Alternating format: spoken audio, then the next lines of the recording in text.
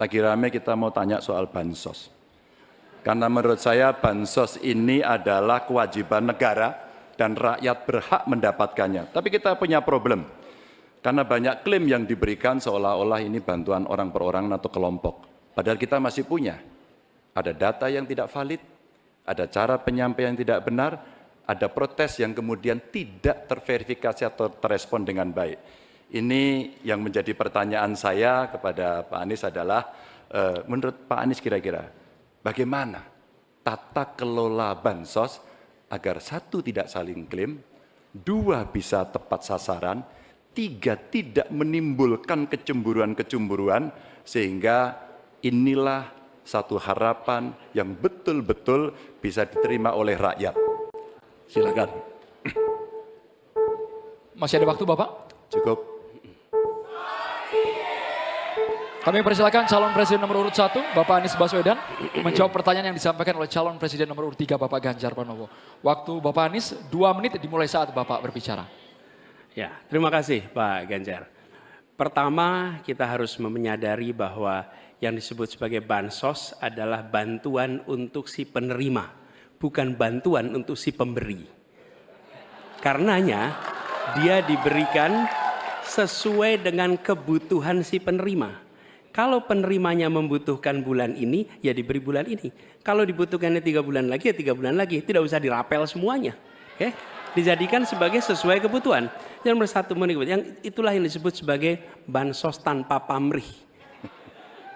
Kemudian yang kedua, pemberian bansos ini harus tepat sasaran.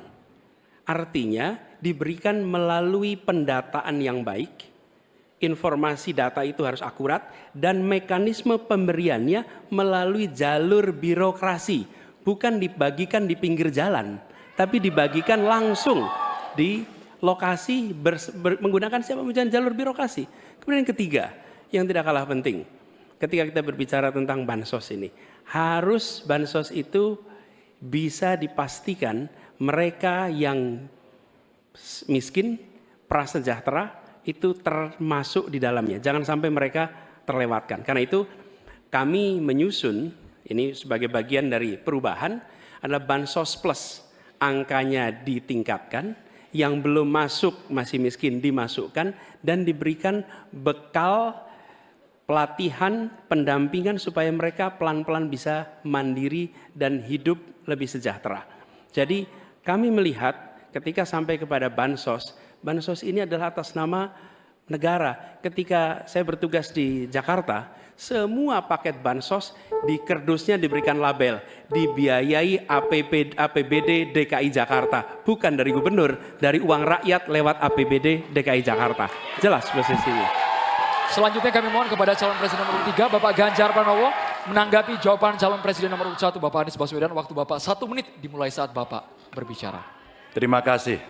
Ya, kali ini pasti setuju dong.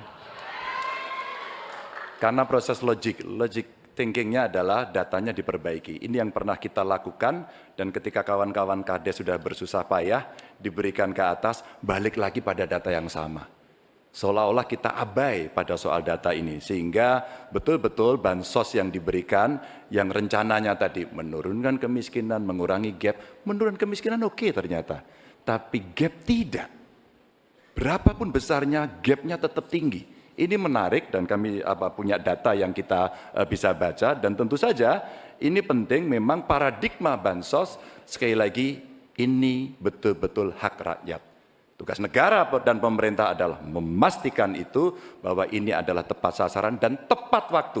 Tadi yang disampaikan betul. Dan kami berusul bantuannya ganti aja deh, bantuan kesra, karena tugas negara itu menciptakan keadilan sosial, bukan menciptakan bantuan sosial.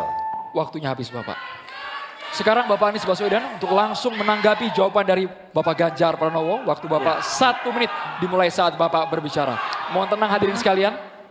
Ya, terima kasih Pak Ganjar. Dan yang dibutuhkan juga Pak Ganjar, kita harus mulai memikirkan opsi bahwa bantuan itu bisa berbentuk cash transfer, mengurangi potensi korupsi dalam pengadaan barang. Karena kita tahu pengadaan bantuan sosial itu pada satu sisi memang membantu, sisi lain ini memberikan usaha pada justru usaha-usaha raksasa Karena yang diisikan di situ adalah produk-produk dari perusahaan-perusahaan raksasa. Dan ini yang menurut saya harus koreksi. Bila bantuan itu diberikan langsung dalam bentuk cash, ini salah satu yang perlu kita pertimbangkan. Mereka langsung gunakan sesuai dengan kebutuhannya. Lalu yang soal data. Data ini sesungguhnya bisa dikerjakan bersama-sama. Kami pernah lakukan di situ, pasti sama nih Pak Ganjar, berikan kepada RT, RW, mereka musyawarah mencocokkan siapa dalam daftar itu yang benar, siapa dalam daftar itu yang keliru.